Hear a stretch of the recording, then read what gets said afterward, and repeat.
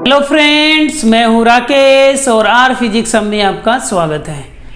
आज बच्चों हम बात करेंगे पैरेलल कॉम्बिनेशन ऑफ सेल्स। हाँ, आप सही सुन रहे हैं, parallel combination of cells. Last class में बच्चों हमने बात की थी सीरीज कॉम्बिनेशन ऑफ सेल्स। अगर बच्चों आपने मेरे प्रीवियस लेक्चर नहीं देखे हैं तो आप मेरे चैनल पे जाके प्रीवियस लेक्चर देख सकते हैं। अगर बच्चों आपने मेरा चैनल सब्सक्राइब नहीं किया है तो प्लीज़ इसे सब्सक्राइब करें, लाइक करें और शेयर करें। तो आज हम बात करने वाले हैं पैरेलल कॉम्बिनेशन ऑफ सेल्स। तो आ जाओ बच्चों, आज मैं आपको दिखाता हूँ कि सेल्स को पैरेलल में कैसे ऐड करते हैं।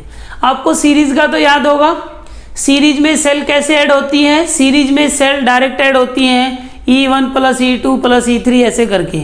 लेकिन पैरेलल में कैसे ऐड होंगी, पहले मैं डिफरेंट सेल की बात करूंगा और फिर आइडेंटिकल सेल की बात करूंगा, ठीक है। तो फर्स्ट हम बात कर रहे हैं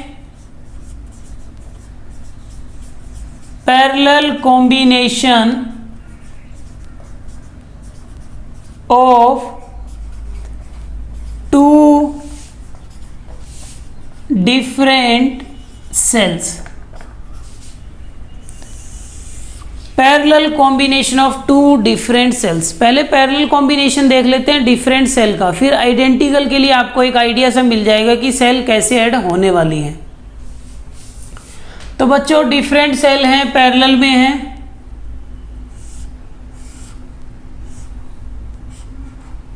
तो सेल को आप ऐसे दिखाएंगे, ये EMF है और साथ में रेजिस्टेंस होगा, ठीक है। ये EMF है और ये रेजिस्टेंस होगा। E1 R1 E2 R2 A B। यहाँ करंट I1, यहाँ current I2, total current I। Total current कितना आ रहा है I, इस सेल में I1, इसमें I2। ये R1 सेल का ही है, दोनों को एक साथ भी दिखा सकते हैं, जैसे हमने लास्ट लेक्चर में बात की थी कि सेल के रेजिस्टेंस को हम इसके ब्रैकेट में भी लिख सकते हैं। लेकिन किरचॉफ्स रूल जब हम यूज़ करेंगे तो आपको इजी रहेगा समझने के लिए। तो आज हमें ये देखना है, ये दो सेल पैरेलल में हैं, दोनों मिलके टोटल करंट कितना प्रोवाइड कर रही है I। इतना ही करंट बच्चों मुझे एक सिंगल सेल से चाहिए, तो उस सेल का EMF कितना हो। इन दोनों का पोटेंशियल डिफरेंस है A - B, इतना ही पोटेंशियल डिफरेंस मुझे चाहिए। तो जो सेल जितना पोटेंशियल डिफरेंस ये प्रोवाइड कर रहे हैं उतना ही पोटेंशियल डिफरेंस प्रोवाइड कर दे, उतना ही करंट प्रोवाइड कर दे, तो वो सेल इन दोनों सेल का इक्विवेलेंट सेल कहलाएगा।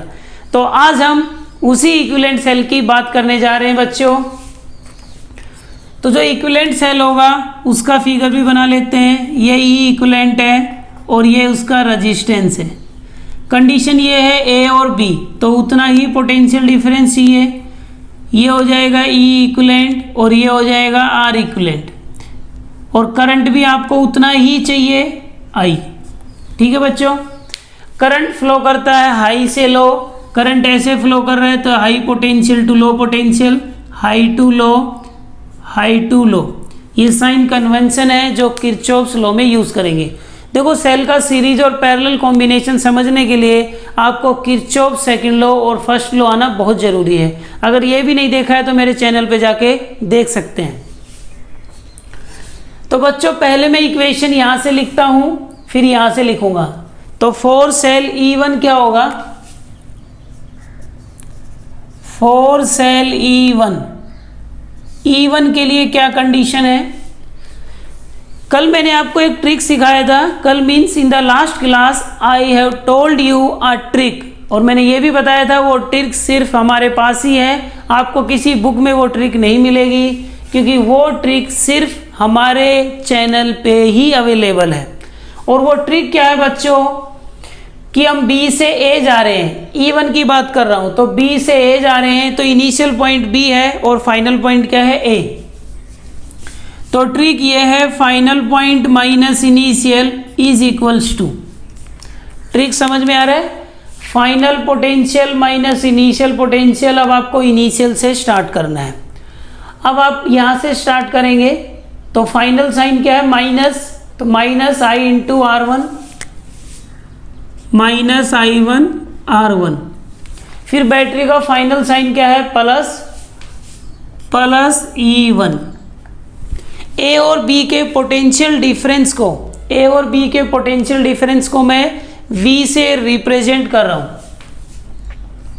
तो इसे V हो जाएगा minus I1 R1 plus E1। ठीक है, I वाली टर्म इधर आके प्लस और V इधर आके माइनस, तो I1 R1 इधर आके प्लस और V इधर आके माइनस, तो यहां से I1 सोल्व कर लो, E1 माइनस V अपॉन में R1। ये इक्वेशन 1 आ गया I1 के लिए। अब हम बात करेंगे इक्वेशन किसके लिए, इस सेल के लिए। इसमें भी B से A ही जाएंगे। फॉर सेल E2, तो मैं उम्मीद कर रहा हूं अब आप खुद ही बताएंगे कि मैं क्या लिखूं। B से A जा रहा हूं और इस पाथ से, तो इनिशियल B फाइनल A, तो final minus initial, final A initial B is equals to, ये ट्रिक है, final potential minus initial potential is equals to, initial से स्टार्ट करना है मीन्स B से, तो फाइनल साइन माइनस है तो I into R minus I2 R2, फिर फाइनल साइन है प्लस प्लस E2। ठीक है, A और B का पोटेंशियल डिफरेंस हमने V लेट किया हुआ है, तो बच्चों इसको V लिख देंगे और ये आ जाएगा माइनस I2 R2 प्लस में E2। सिमिलरली यहां से I2 कैलकुलेट कर लेंगे, ये इधर आके प्लस V इधर आके माइनस, तो ये हो जाएगा I2 R2 E2 minus V, तो I2 का वैल्यू आ जाएगा E2 माइनस V अपॉन में R2। इतनी बात समझ में आ गई बच्चों। आपने I1 कैलकुलेट कर लिया, I2 कैलकुलेट कर लिया। देखो हमारा टारगेट तो है E इक्विवेलेंट का। अब आप क्या करें, इसके लिए इक्वेशन हो गया, इसके लिए इक्वेशन हो गया, अब इसके लिए इक्वेशन और लिख दो, for E equivalent, for E equivalent, for cell E equivalent. E equivalent के लिए भी B से A जाना है, तो फाइनल माइनस इनिशियल, इनिशियल से स्टार्ट करो B से, तो final sign minus I into R, तो माइनस I R इक्विवेलेंट, और बैटरी का फाइनल साइन पॉजिटिव है, प्लस E इक्विवेलेंट आ जाएगा। A माइनस B को हमने V लेट किया हुआ है, तो ये V आ जाएगा minus I R equivalent plus में E इक्विवेलेंट। इस V को ऐसे रखो, इस E को आगे लिख दो, E equivalent minus I R equivalent, ये इक्वेशन थर्ड हो गई। तो इक्विवेलेंट सेल का जो इक्वेशन है वो कुछ ऐसा है, V equals to E minus I into R वाला रिलेशन आ गया। अब इन दोनों से भी 1 और 2 से भी हम कुछ ऐसा ही रिलेशन बनाएंगे, फिर दोनों रिलेशन को कंपेयर करेंगे और फिर आपके सामने रिजल्ट होगा। बहुत ही बेहतरीन रिजल्ट आपके सामने आने वाला है, तो ध्यान से देखें बच्चों। तो रिजल्ट कैसे आएगा आप ध्यान से देखो, जो I है उसको मैं I1 प्लस I2 लिख सकता हूं, यहां से जो भी करंट I आएगा उसको I1 प्लस I2 लिख सकता हूं, तो I बच्चों हो जाएगा I1 प्लस I2 लिख सकता हूं। I जो होगा incoming current is equals to outgoing, तो इनकमिंग I है, आउटगोइंग I1 और I2 है, तो I का वैल्यू I1 प्लस I2 होगा। वैल्यू पुट कर दो,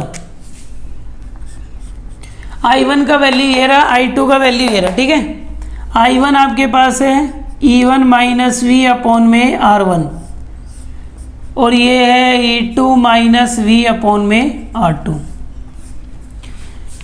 इसको एलसीएम लेके सोल्व करो बच्चों, तो आपको पता ही है एलसीएम क्या आने वाला है, R1 R2, तो यहाँ पे R2 हो जाएगा E1 माइनस वी और यहाँ R1 आ जाएगा E2 माइनस वी। ठीक है, कर सकते हैं इतना। अब इनको क्रॉस मल्टीप्लाई करके सोल्व कर लो। आई हो जाएगा R2E1 minus R2V plus R1E2 minus R1V upon में R1R2। ठीक है, R1R2 को इधर ले आओ और ये VV को एक साथ लिखते हैं, तो R1R2 इधर आ जाएंगे, तो आ जाएगा I R1R2। E को एक साथ लिख रहा हूँ, E1R2 हो गया, E1R2 प्लस E2R1 हो गया। ठीक है, R1R2 इधर आ गए, E को एक साथ लिख दिया। अभी इन दोनों को ध्यान से देखो, माइनस R1V माइनस R2V, यहाँ से मैं क्या करूँ, माइनस V कॉमन ले लूँ, तो अंदर क्या बच जाएगा, R1 प्लस R2 बच जाएगा, क्योंकि सोल्व करेंगे तो माइनस वी R1 ये रहा, माइनस वी R2 ये रहा। ठीक है, तो यहाँ तक समझ आ गया। अब हमें फॉर्मेट बनाना है ऐसा। अब क्या करो, ये V वाला टर्म इधर ले आओ, I वाला टर्म इधर। तो आगे देखते हैं बेटा, यहाँ तक समझ आ गया ना। अब क्या करो, इस V को इधर ले आओ, तो V को इधर लेके आएंगे तो आ जाएगा V R1 प्लस R2, ये I उधर चला जाएगा, E1 R2 प्लस में E2 R1, ये I उधर चला जाएगा, माइनस I R1 R2 हो जाएगा। अब R1 प्लस R2 से डिवाइड कर दो, ये R1 प्लस R2 यहाँ भी आ जाएगा, R1 प्लस R2 यहाँ भी आ जाएगा, तो हो जाएगा E1 R2 प्लस में E2 R1 अपॉन में R1 प्लस R2 यहाँ भी आ जाएगा, I R1 R2 अपॉन में R1 प्लस R2 यहाँ भी आ जाएगा, दोनों के अपॉन में आ जाएगा। ये आपकी फोर्थ इक्वेशन है। और थर्ड इक्वेशन क्या थी, थर्ड इक्वेशन आप देख सकते हो, थर्ड इक्वेशन आपका ये था, थर्ड इक्वेशन था आपका V E equivalent minus I R equivalent, ये थर्ड इक्वेशन था। अभी हमने समझाया थर्ड इक्वेशन हमारा यही तो था, V equals to E equivalent minus I R equivalent. अब थर्ड को और फोर्थ को कंपेयर करें तो V का V आ गया, माइनस I का माइनस I आ गया, तो ये आपका E इक्वलेंट होगा और ये आपका R इक्वलेंट होगा। और आपको पता है पैरेलल में रेजिस्टेंस ऐसे ऐड होते हैं 1 करके, तो ये वेरीफाई हो गया कि पैरेलल में टोटल रेजिस्टेंस ही आ जाएगा, तो टोटल ईएमएफ निकालने का तरीका ही आ गया है। फ्रॉम 3 एंड 4 से देखेंगे तो E इक्वलेंट आ जाएगा E1 R2 E2 R1 upon में R1 प्लस R2, और R इक्वलेंट क्या आ जाएगा, R1 R2 अपॉन में R1 प्लस R2।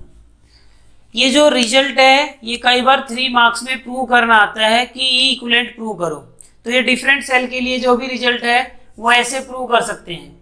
अब आप सोच रहे होंगे सर 3 सेल हो, 4 सेल हो, 5 सेल हो, तो हम कैसे अप्रोच करेंगे, वो तो बड़ा डिफिकल्ट हो जाएगा कि E1 E2 R1 R2 ऐसे करेंगे। तो ऐसा करना नहीं है, मोर देन 2 के लिए मेरे पास उसके लिए भी जुगाड़ है, मोर देन 2 के लिए भी एक जुगाड़ है हमारे पास। वो क्या है, आप इन दोनों को डिवाइड करके देखें, आप इन दोनों को डिवाइड करेंगे तो एक रिलेशन मिलेगा E इक्वलेंट अपॉन में R इक्वलेंट। डिवाइड करो इन दोनों को, डिवाइड करेंगे तो क्या होगा, ये तो कैंसिल हो ही जाएगा, R1 R2 E1 R2 के नीचे आएगा, बोलो, तो R2 भी कट जाएगा, तो E1 बाई R1 बचेगा। डिवाइड कर रहा हूं, ध्यान से देख लेना।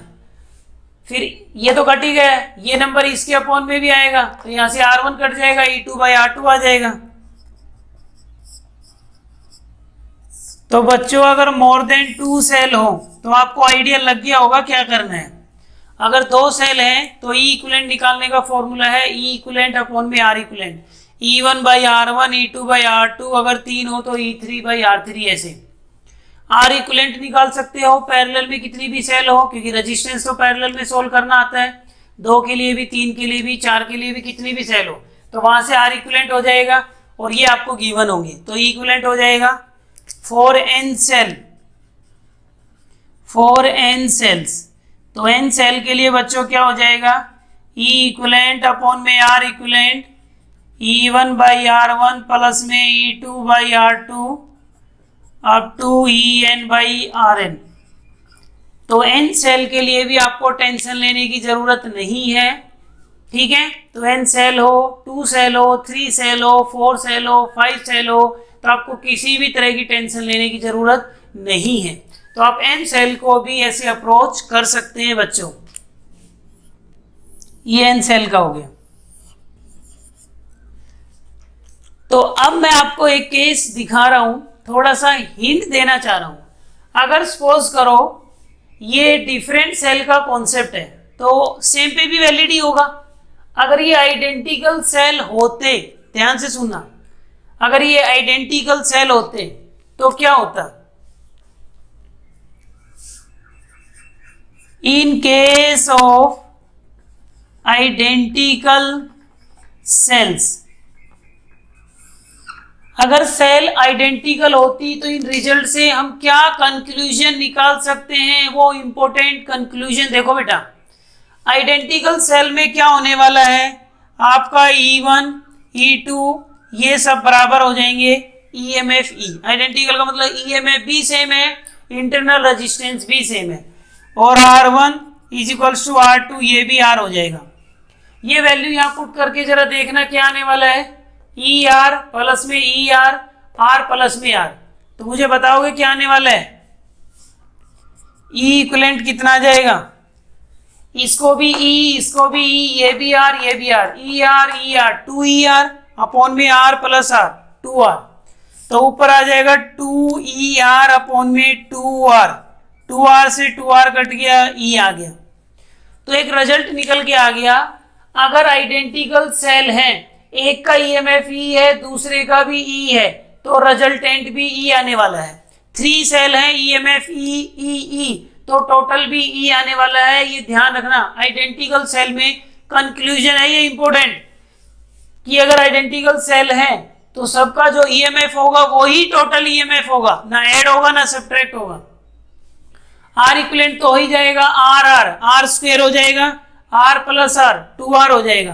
तो R इक्विवेलेंट कितना आ जाएगा, इसके बाद R इक्विवेलेंट आ जाएगा ऊपर R स्क्वायर नीचे 2R, तो R बाई 2 आ जाएगा।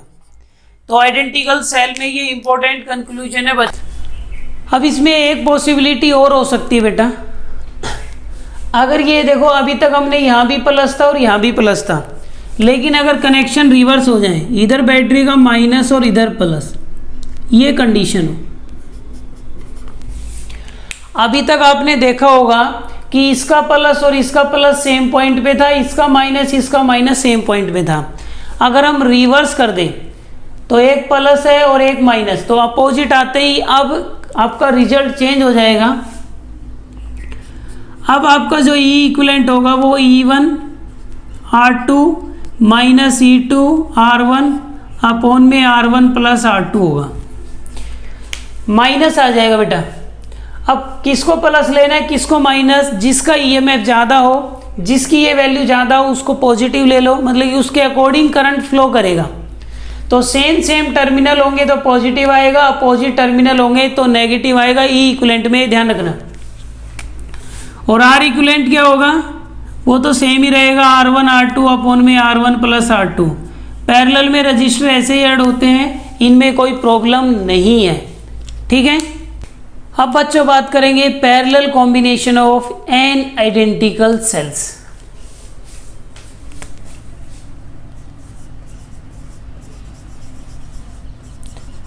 Parallel combination of n identical sales.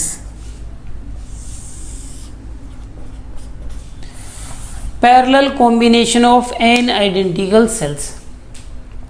देखो बच्चों, parallel combination of n identical sales क्या होता है। एन आइडेंटिकल सेल का मतलब सभी का ईएमएफ सेम होगा, इंटरनल रेजिस्टेंस भी सेम होगा। आइडेंटिकल का मतलब ईएमएफ और रेजिस्टेंस क्या है, सेम, और वो पैरेलल में है।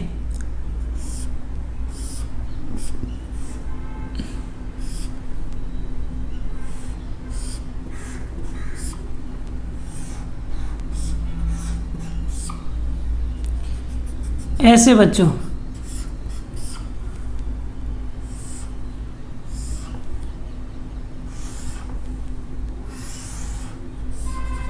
ठीक है। और ये इनके साथ है external resistance. N identical cells हैं, इसका ईएमएफ ई, रेजिस्टेंस आर, इसका ई आर, और ये डैश डैश करके इसका ई आर और इसका भी ई आर, एन टाइम्स, और ये एक्सटर्नल रेजिस्टेंस है। सभी से करंट मिलेगा आपको, टोटल करंट मान लेते हैं आई। तो एन आइडेंटिकल सेल्स पैरेलल में है, सभी का ईएमएफ ई है और सभी का इंटरनल रेजिस्टेंस आर है। अब आपको यह देखना है कि इसमें सर्किट में टोटल करंट कितना होगा। तो सबसे पहले बच्चों हम क्या करेंगे, टोटल ईएमएफ कैलकुलेट करेंगे। टोटल ईएमएफ कैसे निकालेंगे,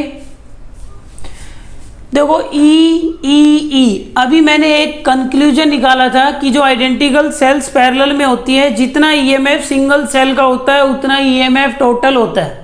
अभी मैंने 2 सेल के केस में करवाया था ई, तो टोटल कितना आया था ई। 3 के लिए भी चेक कर लेना, ई उन ई इक्विवेलेंट वाले फॉर्मूले में पुट करोगे ना, 3 सेल का भी, वहां भी ई आएगा। तो ये मत समझना पैरेलल में आइडेंटिकल है ई, तो टोटल ईएमएफ कितना मिलने वाला है ई। टोटल ईएमएफ, ये ही मेन कंक्लूजन है। पैरेलल में आइडेंटिकल सेल में जितना ईएमएफ सिंगल सेल का होता है उतना ही ईएमएफ एन सेल का होगा। Total internal resistance, total internal resistance, ये कितना होगा, ये सब रेजिस्टेंस पैरेलल में है, तो आर इक्विवेलेंट निकाल लो, 1/r up to n times, कितना आ जाएगा 1/r इक्विवेलेंट। पैरेलल में रेजिस्टेंस ऐसे ऐड होंगे, देखो 2 बार होते तो 1/r 2/r हो जाता, 3 टाइम्स होता तो 3/r हो जाता, n टाइम्स है तो ये हो जाएगा n/r। r इक्विवेलेंट कैसे आ जाएगा, r/n, तो इंटरनल रेजिस्टेंस आने वाला है r/n। तो आप इस सर्किट को ऐसे भी बना सकते हो, एक छोटा सा सर्किट बना लो, ये बन जाएगा। अब इस सर्किट को मैं रिड्यूस करके ऐसा बना सकता हूँ, टोटल ईएमएफ ई, इंटरनल रेजिस्टेंस r/n और एक्सटर्नल r और करंट आई। सभी का ईएमएफ हो गया ई, सभी का इंटरनल रेजिस्टेंस r/n, तो इन सब को मैंने एक इक्विवेलेंट सेल में कन्वर्ट कर दिया और ये r। अब करंट कैसे निकालेंगे, करंट का फॉर्मूला बोलो, टोटल ईएमएफ अपॉन में total resistance, total resistance, total current कितना हो गया आई, टोटल ईएमएफ कितना हो गया ई, टोटल रेजिस्टेंस एक्सटर्नल प्लस में इंटरनल, बोलो टोटल रेजिस्टेंस यही होगा, एक्सटर्नल प्लस में इंटरनल।